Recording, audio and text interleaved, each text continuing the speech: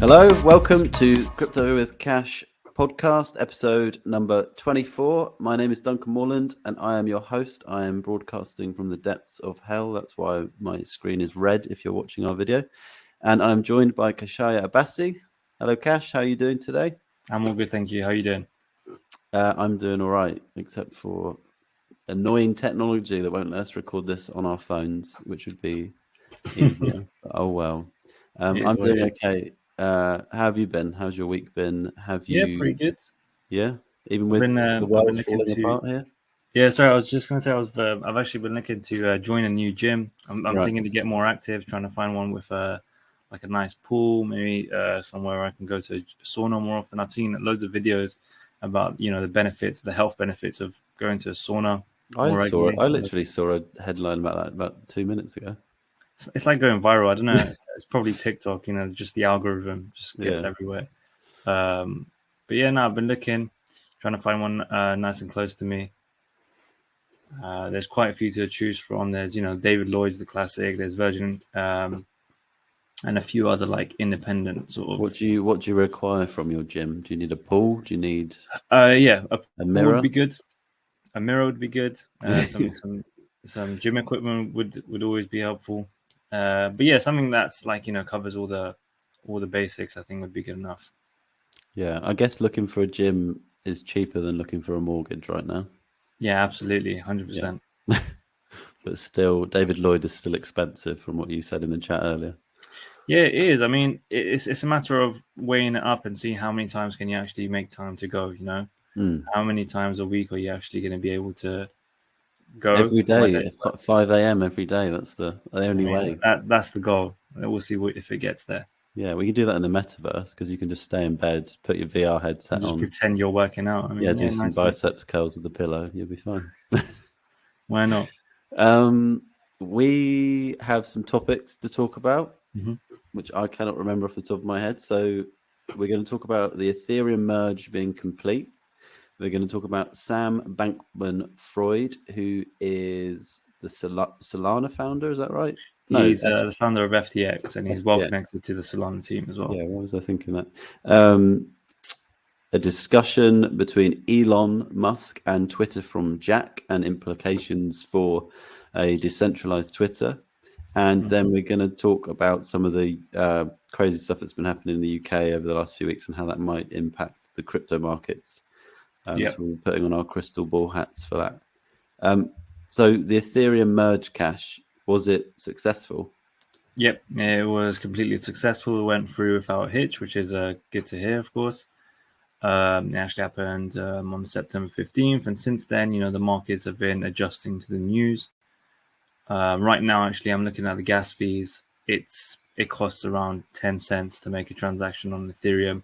Oh wow! I didn't realize that. It's very, very low right now on the base layer. Yeah, on the Ethereum actual mainnet. Yep. So it costs around 10 to 20 cents to make a transaction, which is fantastic. That means that hold on a minute.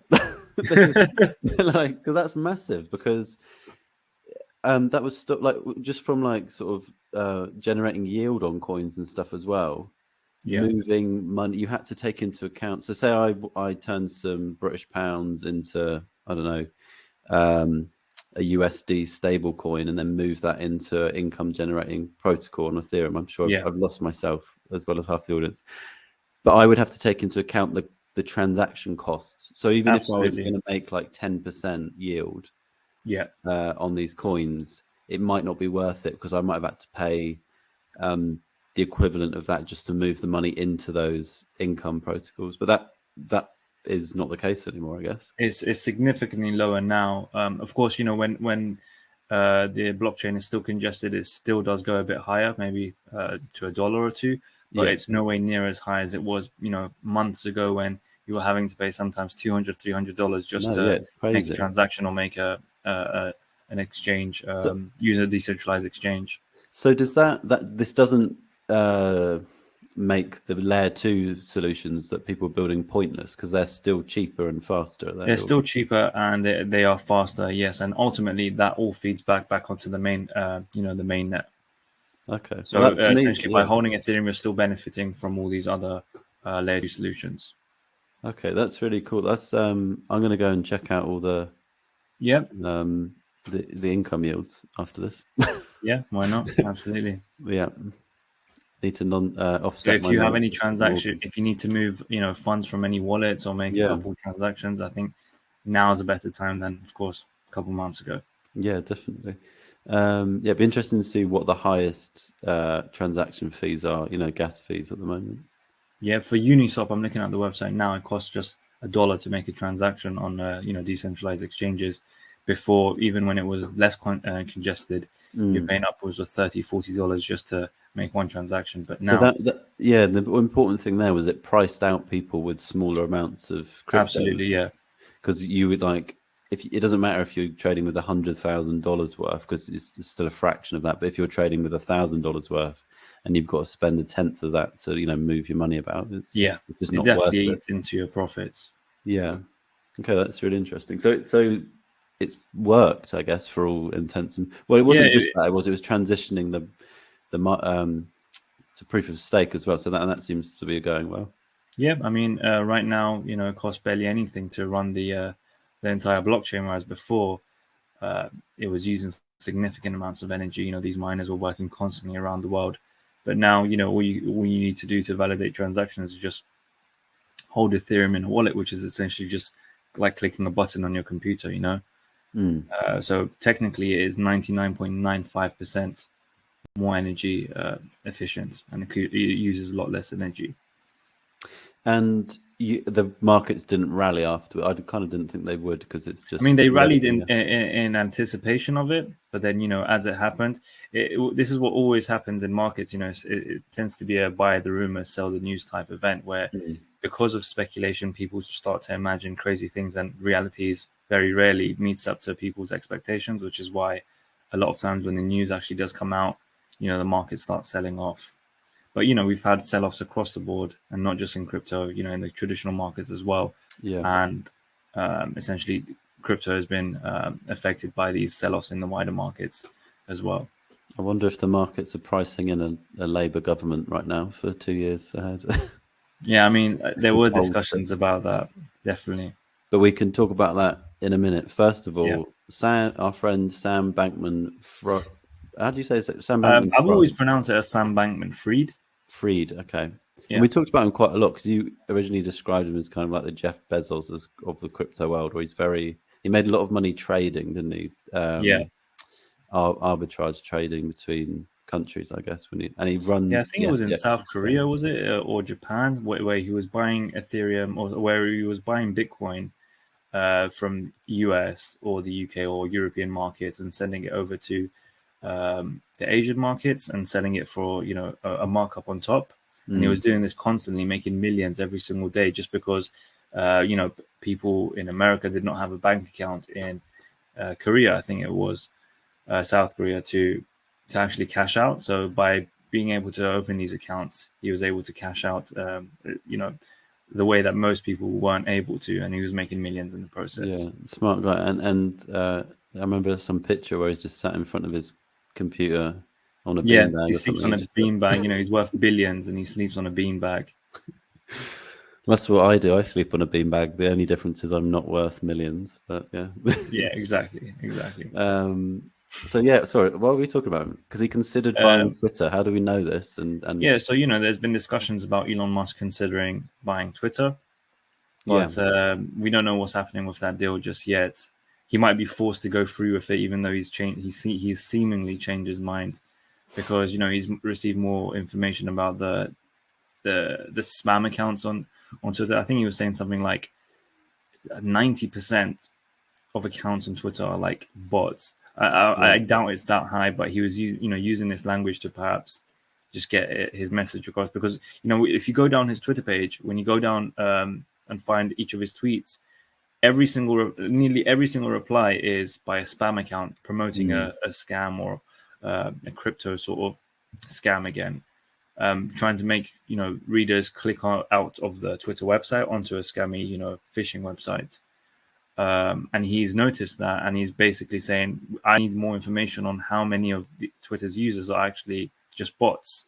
Yeah, so I guess if the company is like value is partly based on like user base and like engagement and stuff like that. Yeah.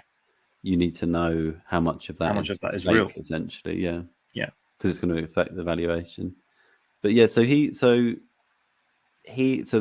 might as well lump in the other headline, which was about Jack from Twitter, the former so essentially founder, with the Sam CEO. Bankman-Fried side of things, what he was trying to do is he was trying to get in on the deal to purchase Twitter with Elon Musk.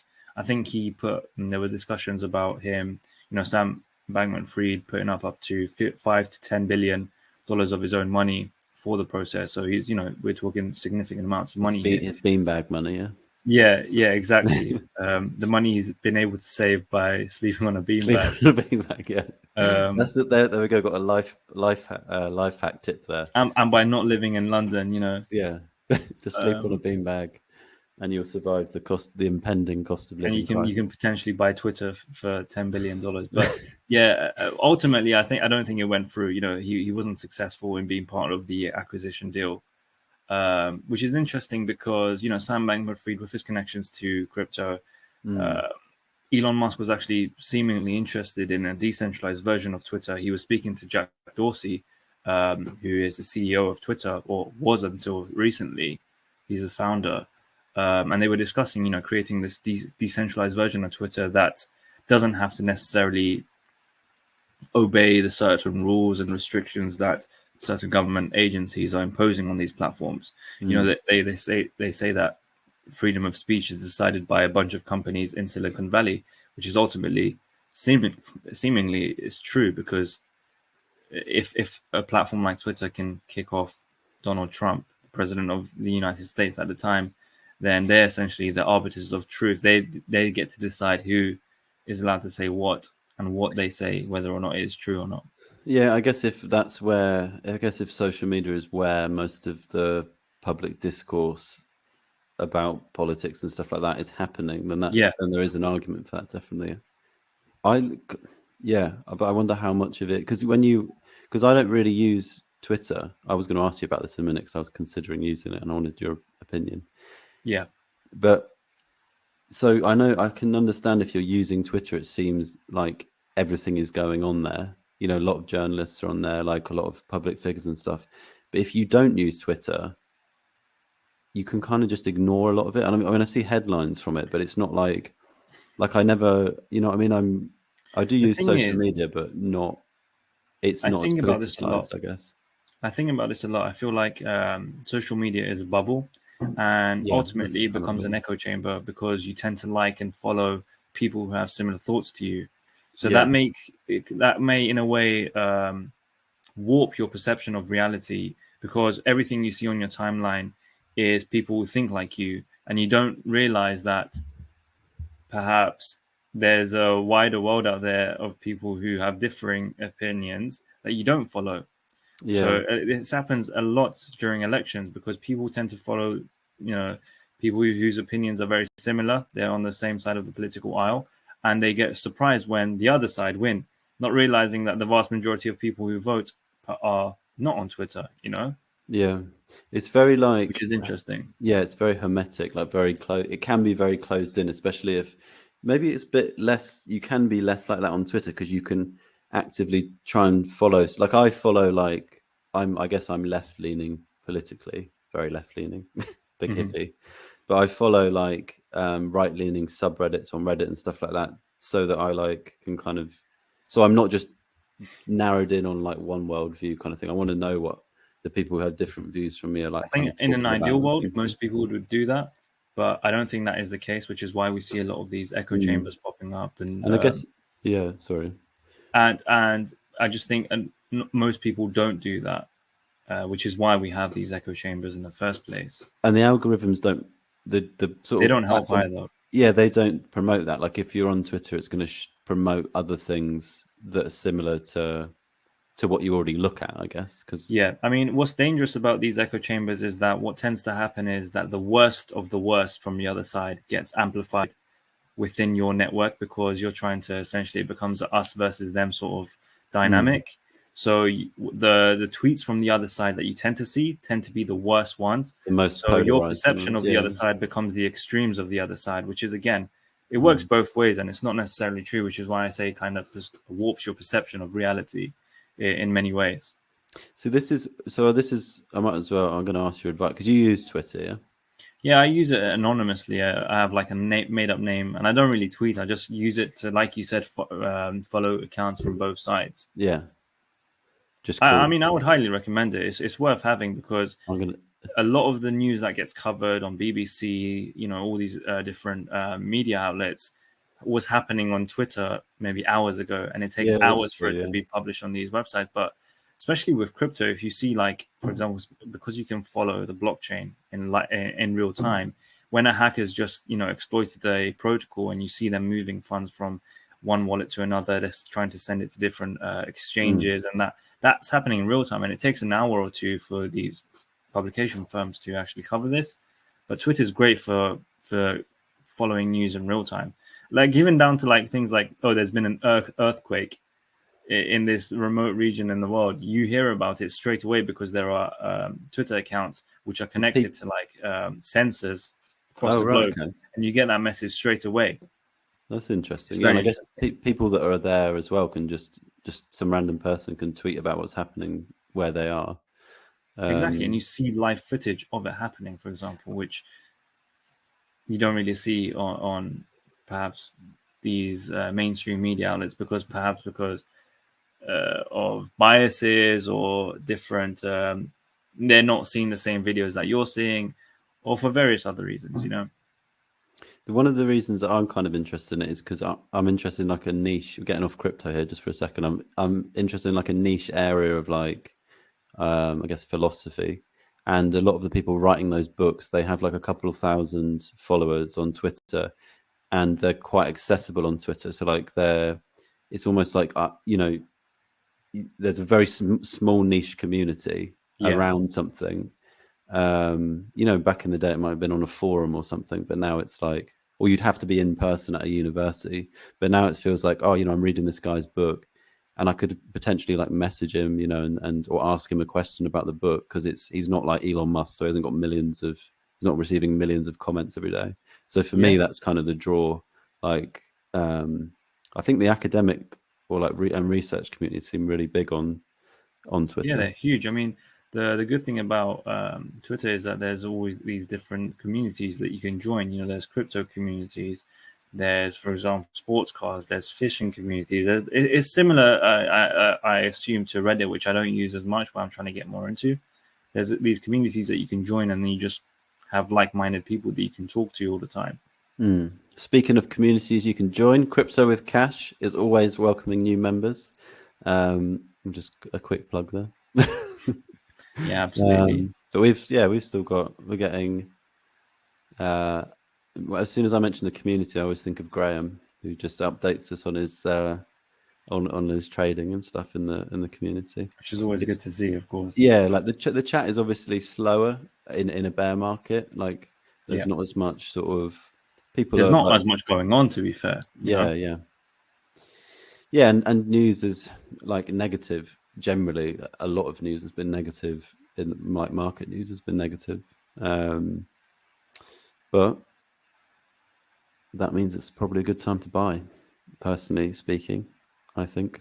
Yeah, I mean, as we have been doing for a while, just dollar cost averaging, because we don't know where the market's going to bottom out, especially with all these macro elements playing a part here. If the pound's sinking to as low as $1.03 for a brief moment before rallying back up, but there's discussions about the pound falling below dollar parity, which is crazy to before we'll get onto that, but I just want to ask you one more question about Twitter and the decentralized kind of idea of it, because there is something I read about in the threads about this, which is there's have you ever heard of like the Fediverse? There's things it's called like the Fediverse, and I can't remember the name of it, but basically like it's social media, but it's kind of run across many people. It's not blockchain, but it's decentralized.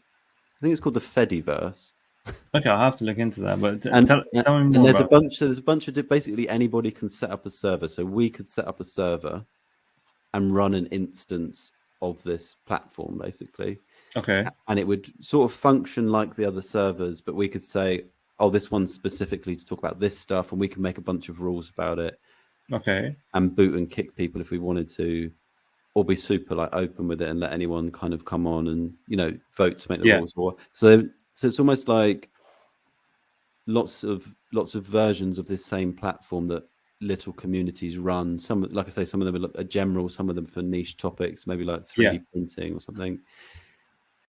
It feels kind of like hard to get into. It's more complicated, I say. Like, to me, it feels way more complicated than downloading an app on your phone. I might be wrong about this, but it feels way more complicated than getting Twitter. Do you know what I mean? Like, because I think you're always going to get that if something's decentralized at the moment. I think that's the thing. One of the things that's holding, you know, a lot of crypto applications, maybe even the games, back from mainstream adoption and widespread adoption is the fact that they need to work on the user experience side of things. Because the average person is not going to want to set up a wallet, research ways to keep it safe, log in, buy a certain crypto, send it from an exchange to the wallet so that they can buy, certain in-app purchases. It's just a lot of hurdles. And if a company can come along and, streamline it, simplify and streamline this whole process, I think that's. But I think but then it's like doing that without losing the benefits of, because you've got companies that do that, like Coinbase, or the other big exchanges, like they do that to an extent. You download the app, you sign up, kind of thing, but then you lose some of the benefits of the idea of this technology, which is supposed to be that, there's not one central kind of power controlling it that can kind of lock you out and make decisions about your money there. Essentially. But it's a trade-off, as you mentioned, and I think it's a work in progress to see whether, as time goes on, if you have a platform like this, it can become more decentralized. But so just as like, I remember when I was looking at the Fediverse server stuff, there was about 500,000 users across the different servers that it can and that was like so there might be more than that, because it was like some automated program that so we could set up a server and not tell anyone about it, I think. Do you know what I mean? So then it would be kind of like a private instance of it or whatever. I don't see how that's very different to, say, maybe creating a Telegram group or like a Discord channel where you just invite and put it on private and invite people who are interested in a certain topic, Yeah, I guess, I don't know if it's sort of, maybe similar to that, or... I think it all depends on where the data is stored and whether the company, running the platform has access to that data. And also it's like, I think it's running the server itself. So like, I assume whichever company runs Telegram is in charge of keeping the infrastructure going. Do you know what I mean?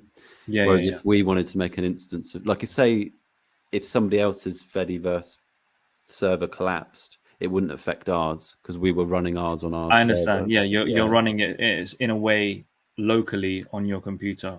Yeah. So, I mean, it's interesting. I find it interesting. I'd be interesting to know, which is what a lot of people actually have been doing with Tornado Cash, for example, because ultimately Tornado Cash is just a code. Even though it's been sanctioned by the US, people have, it's open source. Yeah. So you're still able to run a local instance of the platform, the protocol on your computer, if you so wish, Oh, wow. So somebody who had a lot of money that they wanted to sort of hide the transactions of, they could just run their people own have been posting it on GitHub.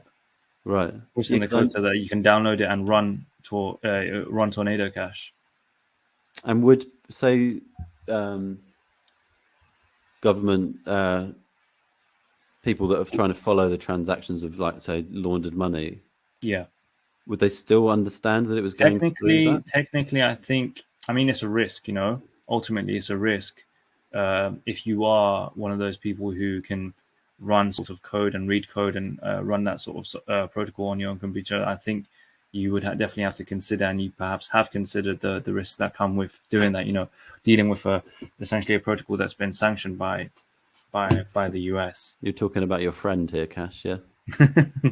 No names, no names. Not the $100 million you're secretly Yeah, betting against the pound on.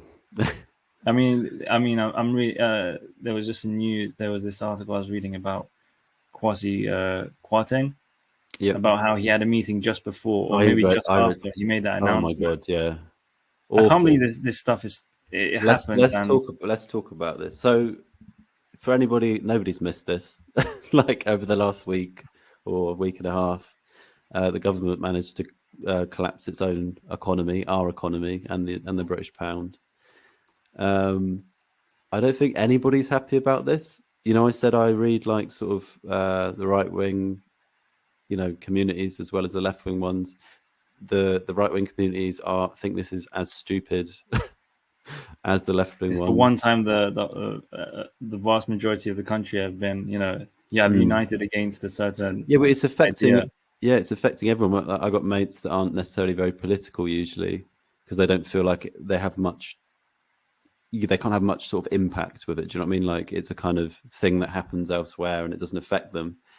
But now they're seeing how much it affects them. Like mortgage, the mortgages are coming up to be renewed, and like the interest rates have like doubled and stuff like that. So it's something that's affecting everyone. I guess this is being covered everywhere. I guess we should probably talk about what are the implications for crypto, if any. Yeah. So it says here, for example, he actually was attending a champagne party just hours after delivering the mini budget. I don't know how this is. If that was in the morning, it would be. It's just insane. Like that's insane, isn't it? That's got to be like insider trading in some way, because wasn't he part of a firm that was a hedge fund that was, had a lot of money on shorting the pound, and as soon as he comes into power, the first thing he does is announce a mini budget that essentially plummets the pound. I think he had a champagne party with some hedge fund managers who were short on the pound, which is just crazy. Surely that's enough for. I mean, I don't know what the rules are, but that just sounds. I mean, at the very least, like that just feeds into the narrative that why they've done this. Like it doesn't. I mean, Liz Truss says about I'm getting political, aren't we? But there is the idea that it's kind of an ideology, and this is the way to fix the economy and that kind of thing. But even the markets haven't reacted to sort of say they agree with this, and then you've got all these stories that just make it look like moves for their mates, basically. As we were discussing in the Crypto of Cash Telegram community, at first they were saying there won't be inflation, and then there was inflation, and they were telling us it's going to be transitory, and then when it wasn't a lot of inflation, they were like, oh, it's not going to go that high, and now that there is inflation, they're saying it's not that serious, and now they just make up new things every single time. We're at record inflation rates across Europe and America. What can they possibly say? But it ultimately comes down to something I read, which really stuck with me. Rishi Sunak, he's I think worth 700-800 million pounds, and he's married to the daughter of a billionaire, if I'm not mistaken, right? And he's working a job that pays him 170k a year. The question is, he probably doesn't get out of bed for that much. That's pennies to him. If you're worth that much, the question is, why would you take that role? And I think ultimately the answer is because it allows you to implement policies that benefit you in much, much bigger ways than what you're paid. Yeah, I think some people you can point at and say they're genuinely trying to do. I don't know. There's all kinds of things. They're like the idea of power, like going down in history as something. The Chancellor of the Exchequer is a huge political role in the UK. And to sort of say that you were that person. But yeah, like I don't know. It's just, and I guess like they're trying to implement an ideology that ultimately benefits the rich, which is. I mean, again, I don't know if it's too political to say this, but a lot of I was seeing on Twitter a discussion about this, how this wealth manager. He was speaking to some really wealthy clients of his, and they were saying, this policy benefits me, but I don't even want it. What's the point in having this policy where I'm going to be, I don't know, 50K better off in a year, where homelessness is everywhere, where in central London, and if I want to get an appointment at the NHS, I have to wait hours regardless, Yeah, it plays. I think even for A&E, you have very limited options. Even if you are a billionaire or even if you have hundreds of millions, if you have an accident or an emergency, you have very limited options. Yeah, it plays into the caricature of the rich banker that just does want no taxes and no tax cuts and doesn't give a crap about the rest of the country and that kind of thing. Those people exist, but there's also people that are very rich that do care, I guess, Yeah, for sure.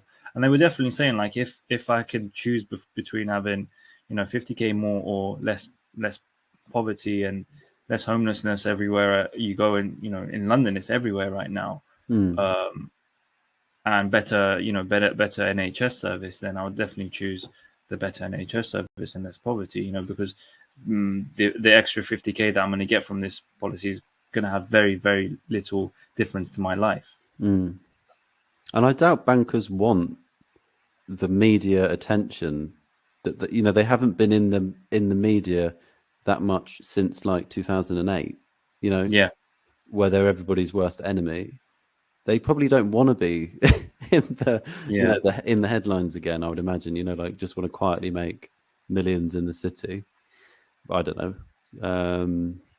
I think one thing I'd say is we've kind of been skirting, or we've both been saying I don't want to get too political, but I guess markets, money, all these things are political. And I think one of the things with the Crypto with Cash community is you got people with different political views.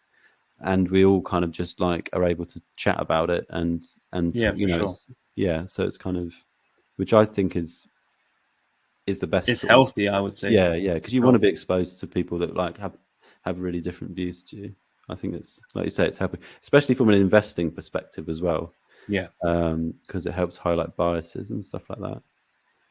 Absolutely. Something else I was going to ask you, and I've forgotten. Oh yeah, how do you think this will affect the crypto markets, or what do you think? Yeah, how do you think it ties in with the crypto market? I mean, right now, what we're seeing is the dollar just rising, and when the dollar goes up, generally speaking, everything else goes down, because people are selling their assets, people are selling their homes, people are selling other currencies to jump on to the US dollar. So we're seeing every other market fall. But right now, I think what's happening is the markets are at a point where they're significantly lower than when they were, in November 2021, and they may go lower, but they're not. It doesn't seem like it's going to go significantly lower. I think if you had sold months ago, of course, now is a better time to start buying than when it was much higher. So if you are considering going back in, I think now's a good time to start laddering in your buy orders. And of course, again, it might go lower, but it's, again, much better to buy now than it was at 40 to 50K. Yeah, interestingly, that I've seen the same discussions going on in stock communities, long-term investors, a lot of people taking that boggle head view, just investing over the long term broadly in the stock market. They're having the same, a lot of people just needing reassuring, basically. Yeah. To kind of stay the course. Speaking of which, we are currently working on a little live event that should, I don't know, maybe the end of the month or something. Where we're going to talk about reasons why people maybe should buy now instead of waiting for the next bull run. So as a little tease, there we go. Was there anything else you wanted to talk about on today's Crypto with Cash cast? No, I think we covered quite a good variety of topics. We got the discussion about the pound in there as well. I mean, if you're getting paid in dollars, you're laughing right now. If you're getting paid in pounds, it's not fantastic. It's not great. We need to have a word with the Crypto with Cash overlords, I think. Yeah, for sure. I mean, we'll see what happens. Well, you posted, we can all go and live in Thailand for half the price of rent we're paying here at the moment. So. I mean, I was looking at some Airbnbs in Thailand for like £500-600 a month. You can get your own apartment with like 3 swimming pools, sauna, fitness center. Of course, all bills included. Yep. So you can escape the winter snap that I think is approaching. Yeah. Although you probably still have to pay your mortgage here and your rent and everything, but never mind. Yeah, for sure. Thank you for your time today. I've enjoyed talking with you, Kash. Yeah, it's been a great chat as always. Yeah, and anybody listening, thank you if you've made it this far. And if you've got anything you want us to talk about, you could email us or drop us a comment on YouTube. We always appreciate any likes, subscribes, or like pass it on to your friend, that kind of thing, if you think the discussion has been useful. Until next time, Kash, thank you again. Thank you very much. Take care. And I've got to work out a better way to finish this because we need some kind of like catchphrase. An outro. An outro, yeah. Maybe just get some music. You can just have your phone play some outro music. Or just get the EastEnders music. Why not? All right. Take care, man. See you later.